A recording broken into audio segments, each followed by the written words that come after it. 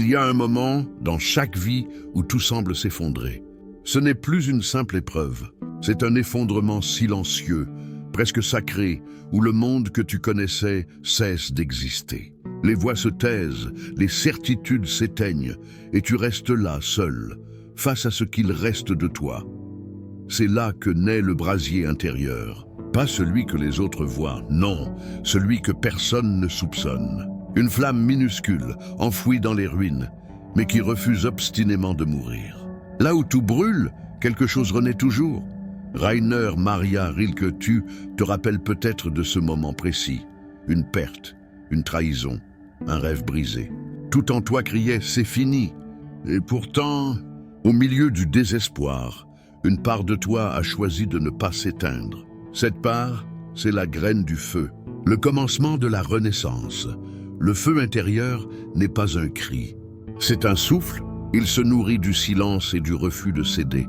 Il ne dit pas « je vais vaincre », il murmure simplement « je suis encore là ». C'est cette présence fragile, mais invincible, qui transforme la douleur en force. Ce qui ne me tue pas me rend plus fort.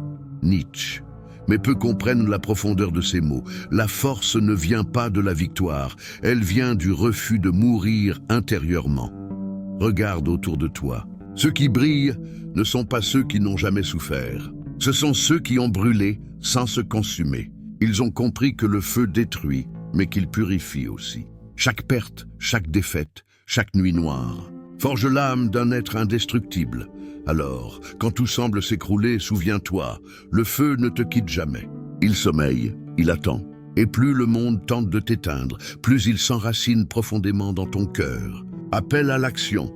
Si tu ressens aujourd'hui que tout s'écroule, ne cherche pas à fuir. Reste, respire, regarde en toi. Ce n'est pas la fin, c'est le début du feu. Le monde t'a peut-être brisé, mais il vient sans le savoir d'allumer ton brasier. Les grandes âmes ont toujours été forgées dans le feu. Khalil Gibran, le brasier intérieur, ne demande pas qu'on le voie. Il demande qu'on y croie. Et si tu y crois, rien ne pourra plus jamais t'arrêter. Le plus grand danger n'est pas que ton feu s'éteigne, c'est qu'il soit recouvert de cendres. Cette poussière grise, fine et silencieuse, qui naît du doute, de la lassitude, du renoncement. Elle tombe sur ton cœur sans bruit, comme une neige tiède. Et petit à petit, elle étouffe la flamme. Tu ne t'en rends pas toujours compte. Un jour, tu te lèves et tout te semble plus lourd. Ce n'est pas que ton feu est mort, c'est qu'il suffoque. L'âme se lasse non pas de souffrir, mais de ne plus espérer. George Sand, la cendre, c'est ce que la vie laisse derrière elle quand on ne croit plus à ce qui brûlait avant. Ce sont les promesses brisées, les efforts non récompensés, les blessures qu'on a recouvertes sans jamais les soigner. Et pourtant, même sous la cendre la plus épaisse, il reste une braise. Cette braise-là, c'est toi. Ce qu'il reste quand tout a été enlevé. Tu n'as peut-être plus la force de courir, ni même de croire. Mais tu es encore là, et cela suffit. Celui qui a un pourquoi peut endurer tous les comment.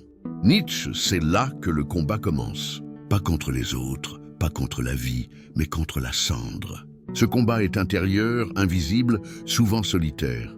C'est le moment où tu refuses d'accepter que la fatigue t'arrête, où tu décides que ton feu vaut la peine d'être ravivé, même si personne ne t'y aide. Tu peux tout perdre, sauf la capacité de souffler sur la braise.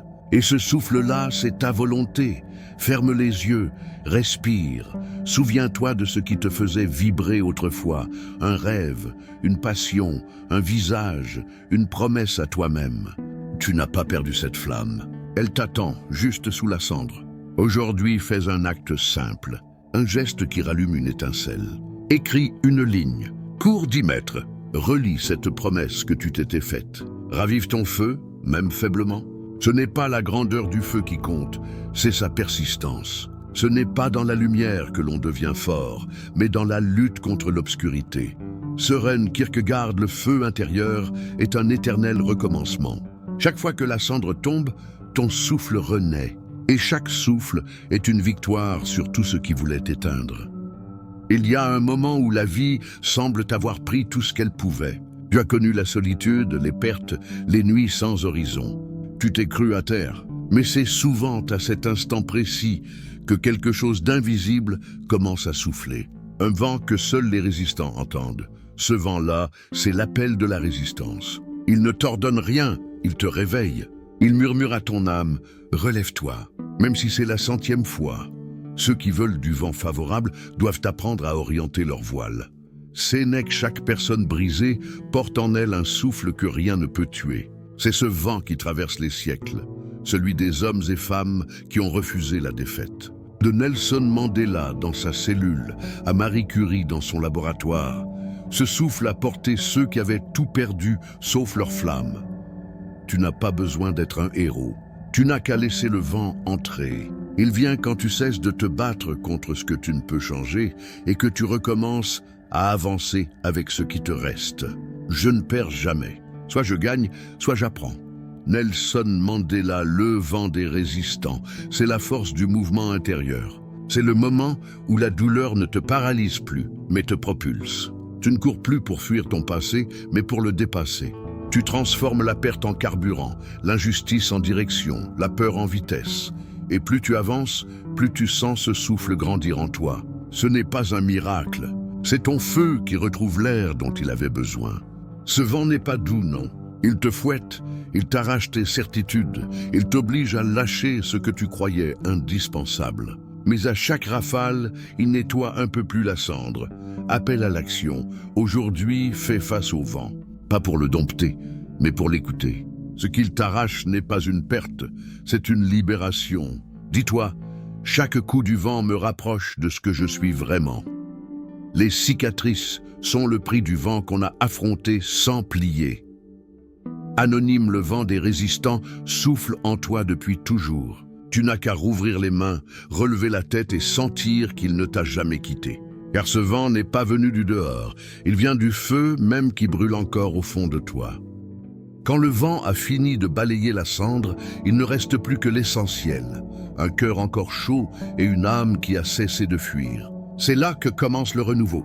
Dans la victoire éclatante, pas dans le cri du triomphe, mais dans ce silence vibrant où la flamme se remet à respirer. Ce que la chenille appelle la fin du monde, le maître l'appelle papillon. Richard Bach, ce souffle du renouveau, tu ne le provoques pas, tu l'accueilles. Il entre dans ta vie comme un matin après des années de nuit. Tu ne sais pas quand la lumière est revenue, mais tu sens qu'elle est là. Elle ne te promet rien. Elle t'invite simplement à recommencer. C'est souvent à ce stade que beaucoup abandonnent, croyant qu'ils sont encore trop faibles. Mais la vérité, c'est que ce moment de fragilité est le berceau du feu futur. L'âme qui renaît n'est pas arrogante, elle est humble. Elle ne cherche plus à dominer le monde, elle cherche à se comprendre elle-même.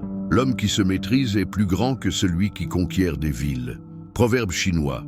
Tu découvres alors que la vraie force n'est pas celle qui écrase, mais celle qui s'élève sans bruit.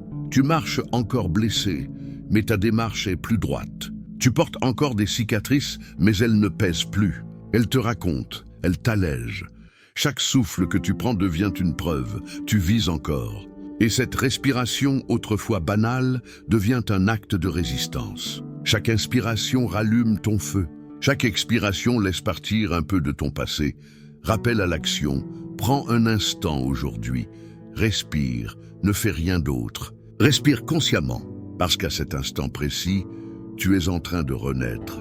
Pas demain, pas plus tard, maintenant. Ce souffle, c'est le même que celui qui a porté les plus grands. Il n'y a rien de plus fort qu'une âme qui a souffert et choisi la paix. Anonyme est, c'est là que tu comprends enfin. Le renouveau n'est pas une explosion. C'est une élévation silencieuse. Ton feu n'a plus besoin de rugir pour exister. Il brûle d'une lumière douce, continue, apaisée, celle des êtres qui ont traversé l'enfer et qui, sans bruit, rayonnent.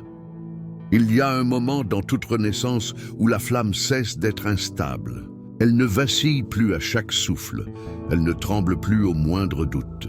Elle devient maîtrise. Et c'est là que naît ce qu'on appelle le feu du maître. Celui qui triomphe de lui-même est le plus vaillant des guerriers. Confucius, le feu du maître n'est pas plus grand, il est plus clair. Il ne brûle plus pour impressionner, mais pour éclairer. Tu as cessé de chercher à prouver ta valeur, parce que tu l'as rencontré. Tu as cessé de vouloir dominer, parce que tu as appris à diriger en silence. Les blessures sont devenues des repères, les pertes, des leçons. Et les tempêtes, des exercices. Tu n'as plus peur du chaos, car tu sais désormais qu'il ne t'éteint pas, il t'affine. Le feu est une bonne servante, mais un mauvais maître. Proverbe norvégien, tu comprends alors que la véritable puissance n'est pas de tout contrôler, mais de ne plus être contrôlé par tes émotions, ton passé ou la peur du regard des autres. Ce feu-là n'a plus besoin de spectacle. Il ne détruit plus, il transforme. C'est ce feu que l'on retrouve dans les yeux des sages, des bâtisseurs, des guides. Ce feu calme, presque immobile, mais dont la seule présence change tout.